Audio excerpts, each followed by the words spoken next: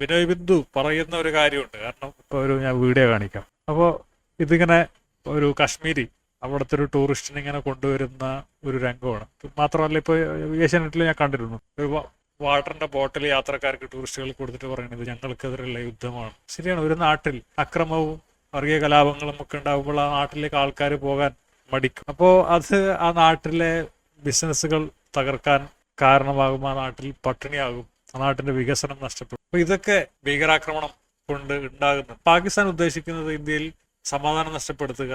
ഇപ്പൊ പേര് ചോദിച്ചിട്ട് കൊന്നിട്ടില്ല എന്ന് പറയുന്നതിന്, പേര് ചോദിച്ചിട്ട് കൊന്നാലും ഇല്ലെങ്കിലും അത് ഇന്ത്യയിൽ ഉണ്ടാക്കുന്ന നാശനഷ്ടം ഭിന്നിപ്പ് വളരെ വലുതാണ്. അതിനെ ഊതിക്കത്തിച്ച് 2026 അധികാരത്തിൽ വരണമെന്ന് വിചാരിക്കുന്ന വൃത്തികെട്ട ശക്തി ഇന്ത്യയിലുണ്ട്. കേരളത്തിൽ യുക്തിവാദികൾ എന്ന് പറഞ്ഞിട്ട് കുറെ അലവലാദികൾ, വളരെ മോശമാണ്. അപ്പോഴാണ് എനിക്കൊരു കാര്യം ഓർമ്മ വരുന്നത്. ദുബായ് ന്യൂ ജയിലിൽ കിടക്കുമ്പോൾ അവിടെ വിചാരണ തടവിൽ കിടക്കും കശ്മീർ ഉണ്ടായിരുന്നു. അപ്പൊ പാകിസ്ഥാനി മുസ്ലിങ്ങളായാലും മലയാളി മുസ്ലിങ്ങളായാലൊക്കെ എന്നോട് വെറുപ്പോടെയും അകൽച്ചയോടൊക്കെ ആയിരുന്നു പെരുമാറിയത്. അപ്പൊ ഞാൻ പോകുന്ന സമയത്ത് തന്നെ അവിടെ ഒരുപാട് കാലമായിട്ട് വിചാരണ തടവിൽ കഴിയുന്ന മലയാളികൾ ഉണ്ടായിരുന്നു, കശ്മീരും ഉണ്ടായിരുന്നു. അവൻ 2 വർഷത്തോളമായിട്ടാണ് അവിടെ ഉണ്ടായിരുന്നത്. അപ്പോൾ അവനോടൊക്കെ മലയാളികൾ വളരെ മോശമായിട്ടാണ് പെരുമാറുന്നത്. അപ്പോൾ അവൻ 2 വർഷത്തോളമായതുകൊണ്ട് തന്നെ അവൻ ജീവിക്കാൻ വേണ്ടിയിട്ടൊക്കെ അവിടെ ജോലിയൊക്കെ ചെയ്യും, ക്ലീനിങ് ജോലിയൊക്കെ ചെയ്യും.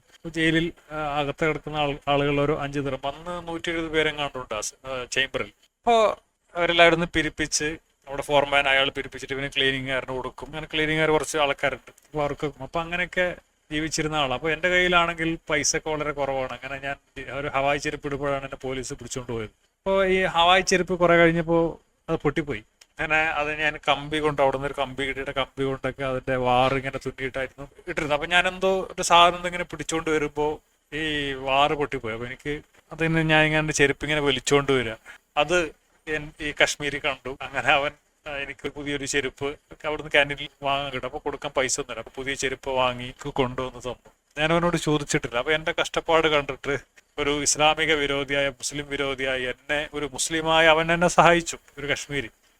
അപ്പൊ അതൊന്നും എനിക്ക് മറക്കാൻ പറ്റില്ല. ശരിയാണ്, ഒരുപാട് വൃത്തികെട്ട മനുഷ്യരുണ്ട്, അവരിൽ മുസ്ലിങ്ങളുണ്ട്. ഇപ്പൊ ഞാൻ മുസ്ലിങ്ങൾക്കെതിരായിട്ട് പറയുമ്പോൾ മുസ്ലിങ്ങൾ എന്നെ അകറ്റി നിർത്തും. ഞാനിപ്പോ എസ്എൻഎസ്കാർക്കെതിരായിട്ട് പറയുന്നു, അവരെന്നെ അകറ്റി നിർത്തുന്നില്ലേ? അവരെന്റെ പോസ്റ്റുകൾക്ക് ലൈക്ക് അടിക്കാറ് പോലും, ഇങ്ങനെ കണ്ടതുപോലെ നടിക്കാറില്ല, വീഡിയോകൾ കണ്ടതുപോലെ നടിക്കാറില്ല. അവര് എന്നെ മാറ്റി നിർത്തുന്നുണ്ട്. ക്രിസ്ത്യാനികളെ എനിക്ക് കേസ് കൊടുത്ത് അകത്താക്കി, ഹിന്ദുക്കൾ കേസ് കൊടുത്ത് അകത്താക്കി. അപ്പൊ എല്ലാ ആളുകളും എന്റെ അറിവിൽ എന്നോട് അങ്ങനെ ചെയ്തിട്ടുണ്ട്, മുസ്ലിങ്ങൾ മാത്രമല്ല. അപ്പൊ മുസ്ലിങ്ങൾ മാത്രം എനിക്ക് കുറ്റപ്പെടുത്താൻ പറ്റില്ല. പക്ഷെ ഏതൊരു വർഗീയതയ്ക്ക് നേരെയും നമ്മൾ പറയുമ്പോൾ അവർ തീർച്ചയായിട്ടും അതിനെതിരെ പറയും, അതിനെതിരെ പ്രതികരിക്കും. സംഘി നോർത്ത് ഇന്ത്യയിൽ പോയാൽ സംഘിയുടെ സ്വഭാവം വൃത്തികെട്ട സ്വഭാവമാണ്. ഈ കേരളത്തിൽ നടക്കുന്നില്ല. അതുകൊണ്ടാണ് കുറച്ചൊക്കെ ഇങ്ങനെ പുറ്റൊക്കെ അടിച്ചു നിൽക്കുന്നത്. ഗോവയിൽ നടക്കുന്നില്ല, നോർത്ത് ഈസ്റ്റിൽ നടക്കുന്നില്ല. നടക്കാത്ത സ്ഥലത്ത് അവർ കുറച്ചുകൂടി അഡ്ജസ്റ്റ്മെന്റിന് തയ്യാറാകും. അവർ നടക്കുന്ന സ്ഥലത്ത് അവർ അവരുടെ സ്വഭാവം കാണിക്കും. ഇവിടെ നല്ല വെള്ളച്ചമ എന്ന മുസ്ലിം ലീഗ്, അവരുടെ KMCC എന്ന ഭീകരവാദ സംഘടന, എനിക്കത് ഭീകരവാദ സംഘടനയാണ്. കാരണം എന്നെ അകത്തുണ്ടാക്കാൻ പരിശ്രമിച്ചു എന്നൊക്കെയാണ് പറയുന്നത്. അപ്പോൾ എനിക്കത് ഭീകരവാദ സംഘടനയാണ്. അപ്പോൾ അത് ഗൾഫ് രാജ്യങ്ങളിലാണ് പ്രവർത്തിക്കുന്നത്. അപ്പോൾ അത് അവിടെ ഭീകരത കൊണ്ട് നടക്കുന്ന, പാകിസ്ഥാനിൽ മുസ്ലിങ്ങളായാലും കൊണ്ട്. പക്ഷെ അതൊക്കെ സ്വാഭാവികമാണ്. പക്ഷെ ഒരു നാട്ടിൽ പ്രശ്നം ഉണ്ടാകുമ്പോൾ അതിനെ കത്തിച്ച് സംഘികൾക്ക് വേണ്ടിയിട്ട് അല്ലെങ്കിൽ സുഡാപ്പികൾക്ക് വേണ്ടിയിട്ട് നിലമൊരുക്കുന്ന പരിപാടി ശരിയല്ല. കാര്യങ്ങളൊക്കെ ഒന്ന് ശാന്തമായിട്ട് വേണം കാര്യങ്ങളൊക്കെ പറയാൻ. എവിടെയൊക്കെ പറയണം, ഏതൊക്കെ പറയണം എന്നൊക്കെ കൃത്യമായിട്ട് ബോധം വേണം. നമ്മൾ വികാര ജീവിയാവരുത്. ഞാൻ അമേരിക്കയിലെ ഹിലറി ക്ലിന്റന്റെ ഒരു പ്രസംഗം ഞാൻ കേട്ടിരുന്നു. ആ സമയത്ത് എങ്ങാണ്ടാണ് ഇറാഖ് ആക്രമിക്കുന്നതോ അഫ്ഗാനിസ്ഥാൻ ആക്രമിക്കുന്നതോ. തീർച്ചയായിട്ടും അമേരിക്കൻ പോളിസി ഇവിടെയും ഞാൻ യോജിക്കുന്നില്ല. പക്ഷെ മാതൃകകളുണ്ട്. എവിടെയും എല്ലാവരും എപ്പോഴും എല്ലാം ശരിയായിക്കൊള്ളണമെന്നൊന്നുമില്ല. എൻ്റെ അടുത്ത് ഒരുപാട് പ്രശ്നങ്ങളുണ്ടാവും. പക്ഷെ ഞാൻ അന്ന് ഹിലറി ക്ലിന്റൺ പറഞ്ഞ ഒരു കാര്യം, അമേരിക്കൻ മുസ്ലിങ്ങളെ വിശ്വാസത്തിലെടുത്ത് അവരെ അത്രയും ചേർത്ത് നിർത്തിയിട്ടാണ് അമേരിക്ക അവിടെ അഫ്ഗാനിസ്ഥാനെതിരെ യുദ്ധം ചെയ്തു. മുസ്ലിങ്ങൾക്കെതിരെയുള്ള യുദ്ധമല്ല, അമേരിക്കൻ മുസ്ലിങ്ങൾ മറ്റാരെക്കാളും ബെറ്ററാണ്, മറ്റാരെക്കാളും രാജ്യസ്നേഹമുള്ളവരാണ് എന്നൊക്കെ ഹിലറി ക്ലിന്റൺ പറഞ്ഞു. അതും തറപ്പിച്ച് പറഞ്ഞിട്ട് ആ വിശ്വാസം അമേരിക്കക്കാരെ ഒന്നിച്ച് ചേർത്ത് ആ നൂലൊക്കെ ഇതാക്കി, അത്രയും അമേരിക്കക്കാരെ ഒന്നിച്ച് ചേർത്തിട്ടാണ് അവർ ആ പ്രസംഗം നടത്തുന്നത്. അങ്ങനെയുള്ള ഒരു ബുദ്ധി ഇന്ത്യ ഭരിക്കുന്ന സംഖ്യകൾക്ക് ഇല്ലാതെ പോയി. അത് വളരെ മോശമാണ്. നമ്മൾ ഇപ്പോ മേജർ രവി, തീർച്ചയായിട്ടും മേജർ രവിക്ക് ഒരു പട്ടാളക്കാരനായതുകൊണ്ടും, കാരണം ഒരു പോലീസൊക്കെ ആവുമ്പോൾ അല്ലെങ്കിൽ ഒരു ഓഫീസർമാരൊക്കെ ആവുമ്പോഴാണ് അങ്ങനെയുള്ള തരത്തിൽ ചിന്തിക്കാൻ കഴിയുക. അപ്പൊ അവർക്കെപ്പോഴും രാജ്യത്ത് ഭിന്നത ഉണ്ടാവുകയും ഈ ലോ ആൻഡ് ഓർഡറിന് പ്രശ്നങ്ങൾ ഉണ്ടാവുകയും ചെയ്യുന്നത് ഇഷ്ടമല്ല. അവർക്ക് ജോലി കൂടുതലായിരിക്കും, തലവേദനയായിരിക്കും. അപ്പോൾ ഇന്ത്യ രാജ്യത്ത് അന്യരാജ്യക്കാർക്ക് കയറി കളിക്കാനുള്ള തരത്തിൽ മാനസികമായ ഒരു റൂം ഉണ്ടാക്കി കൊടുക്കുന്നത് ആർക്കും ഭൂഷണമല്ല.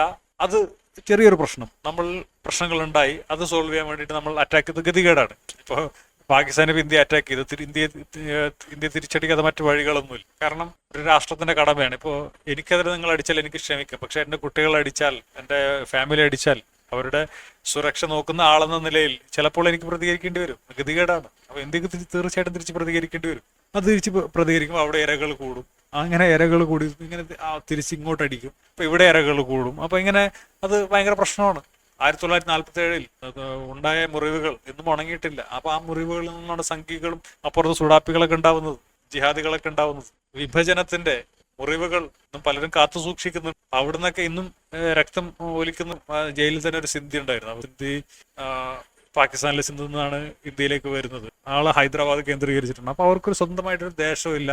അപ്പൊ ആള് പറയാറുണ്ട് ആ വിഭജനത്തിന്റെ മുറിവുകൾ. തീർച്ചയായിട്ടും അയാളൊരു സംഖ്യയാണ്. അപ്പൊ ഞാൻ എനിക്ക് അയാളോട് ഒരു സംഖ്യയാവുന്നതിൽ എനിക്ക് അയാളെ മനസ്സിലൂടെ സഞ്ചരിക്കാൻ കഴിയും. അപ്പോൾ എനിക്ക് കുറേയൊക്കെ അയാളോട് എനിക്ക് പുറത്തു കൊടുക്കാൻ കഴിയും. പക്ഷെ അങ്ങനെയുള്ള സാഹചര്യം നമ്മൾ എങ്ങനെ ഇല്ലാതാക്കാമെന്നുള്ളതിനെ പറ്റിയിട്ട് പ്രവർത്തിക്കുന്നു. അപ്പൊ അത് സംഖ്യകളെ ഉണ്ടാക്കാൻ, സുഡാപ്പികളെ ഉണ്ടാക്കാൻ വേണ്ടി ശ്രമിക്കുന്ന ആൾക്കാരെ ഒരിക്കലും എനിക്ക് സന്ധി ചെയ്യാൻ പറ്റും. അങ്ങനെയുള്ള ആൾക്കാരോടൊപ്പം ഞാനില്ല. വെറും വൃത്തികെട്ട ഒരു സ്വഭാവമാണ്. എല്ലാ മുസ്ലിങ്ങളും തീവ്രവാദികൾ, എല്ലാ ഹിന്ദുക്കളും തീവ്രവാദികളാണ് എന്നൊക്കെ പറയുന്നത് വളരെ മോശമാണ്. അങ്ങനെയുള്ള കൂട്ടത്തിൽ ഞാനില്ല. അതിനു വേണ്ടിയിട്ടാണ് ഞാൻ ഇത്രയും ത്യാഗങ്ങളും കഷ്ടപ്പാടുകളൊക്കെ സഹിച്ചിട്ടുള്ളത്. അത് സംഖ്യക്ക് വേണ്ടിയിട്ട് അത് ആ വാക്ക് ഞാൻ പറയുന്നില്ല. അപ്പൊ അതിനു വേണ്ടിയിട്ടല്ല. വളരെ മോശമാണ് അങ്ങനെയൊക്കെയുള്ള കാര്യങ്ങൾ. അപ്പോ ഇത് ആരായാലും സമാധാനം ആഗ്രഹിക്കുന്ന, സ്വസ്ഥത ആഗ്രഹിക്കുന്ന ഒരുത്തനും ഇമാതിരി പണിയൊന്നും ചെയ്ത് കൊണ്ട് നടക്കരുത്. ഇത് വിഷമാണ്. ഇത് നമ്മളെ തന്നെ കരിച്ചു കളയുന്ന ഒരു സാധനമാണെന്ന് പറഞ്ഞുകൊണ്ടാണ്. അപ്പൊ ശരി.